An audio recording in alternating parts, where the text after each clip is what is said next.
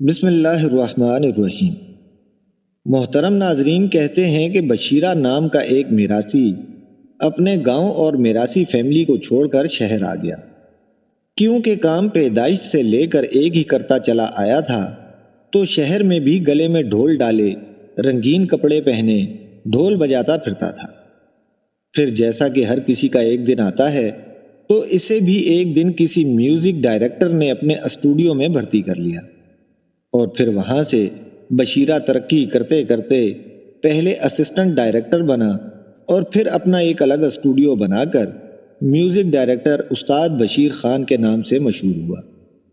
وقت گزرتا گیا اور استاد بشیر کی دھنیں عالمی سطح پر مقبول ہوئیں۔ فلموں میں استاد کا نام میوزک کی مد میں شامل ہونا کامیابی کی ضمانت سمجھا جانے لگا۔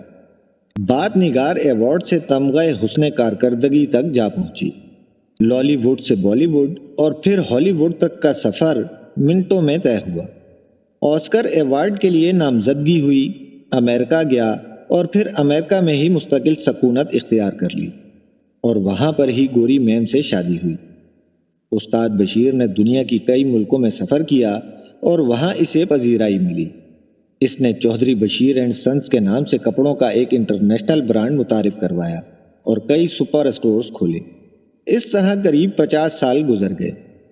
چودھری بشیر کے گھٹنے سیڑھیاں چڑھتے چڑھتے کٹک کٹک کرنے لگے۔ گوری میم بھی ٹائٹینک والی بڈھی جیسی ہو گئی، تو اب چودھری صاحب کو خدا یاد آیا۔ حج کیا، برف جیسی سفید داڑھی چھوڑی، 5 وقت نماز شروع کی اور وطن واپس آئے۔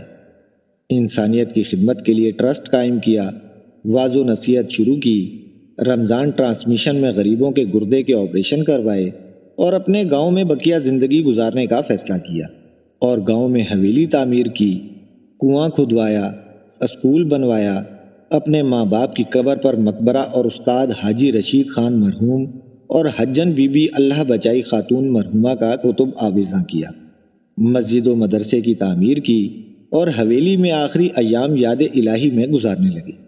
یہ سب کام کروانے کے بعد گاؤں میں چودھری بشیر خان کی عزت و احترام اور روب و دبدبے کا یہ عالم تھا کہ جہاں سے وہ کلف لگے سوٹ اور اونچے شملے کی پگڑی میں ملبوس گزرتے، لوگ سلام چودھری صاحب کہہ کر جھکتے۔ اہم مسائل کے فیصلے چودھری صاحب کی حویلی کے صحن میں سنائے جاتے۔ غریبوں کا علاج ہو یا بچیوں کی شادی، اسکول کی تقسیم اسناد ہوں یا الیکشن مہم، چودھری صاحب کی شرکت کے بغیر سب ادھورا تھا۔ لیکن پھر ہوا یوں کہ ایک روز چودھری صاحب کی خوبرو پوتی ان سے ملنے امریکہ سے گاؤں آئی۔ پہلی بار گاؤں کا ماحول اور کلچر دیکھا تو اسے بہت اچھا لگا۔ اس نے چند دن گاؤں میں ہی رہنے کا فیصلہ کیا۔ گاؤں سے باہر کار میں گھومنے نکلی، ایک پراڈو سے گاڑی کا معمولی سا ایکسیڈنٹ ہوا۔ پراڈو سوار سے بحث، تعارف، دوستی اور پھر محبت ہوئی۔ بات شادی تک پہنچی۔ چودھری صاحب لڑکے کے باپ سے ملے، حسب نسب پوچھا، جواب ملا چودھری فرزند علی نام ہے، پڑوس کے گاؤں میں جاگیر ہے، پیسے کی ریل پیل ہے، اچھا اور با اثر خاندان ہے۔ چودھری صاحب نے فیصلہ بچوں پر چھوڑ دیا۔ بقیہ خاندان بھی گاؤں آیا، نکاح کی تاریخ طے ہوئی اور حویلی سجا دی گئی۔ شادی کی محفل تھی، بارات پہنچی، پتہ چلا کہ لڑکی کے دادا شہر سے آئے ہیں۔ چودھری صاحب کی نشست کے برابر میں لڑکی کے دادا براجمان ہوئے۔ تعارف ہوا، کچھ آنکھیں چار ہوئیں، کچھ یادداشت کھنگالی گئی، تو آخر کار ایک دوسرے کو پہچان لیا گیا۔ پرانی شناسائی نکلی، اور پھر لڑکے کے دادا نے گفتگو کا آغاز کچھ اس انداز سے شروع کیا کہ اوئے بشیر کنجر، تو کاہے کا چودھری؟ اس پر چودھری بولا، اوئے بوٹے مسیح مسلی، تو کب مسلمان ہوا؟ تلخ کلامی ہوئی، اوئے لانتی دی اولاد، اوئے میراسیاں دا ٹولا، اوئے بلی کتے کھان والے ہو، او شیدے، اوئے سورا۔ یہ سب دیکھ اور سن کر وہاں موجود سب شرکا حیرت زدہ تھے۔ گالیاں ایسی تھیں کہ لوگوں کے وضو ٹوٹ جائیں۔ سب لوگ کانوں کو ہاتھ لگاتے واپس جا رہے تھے۔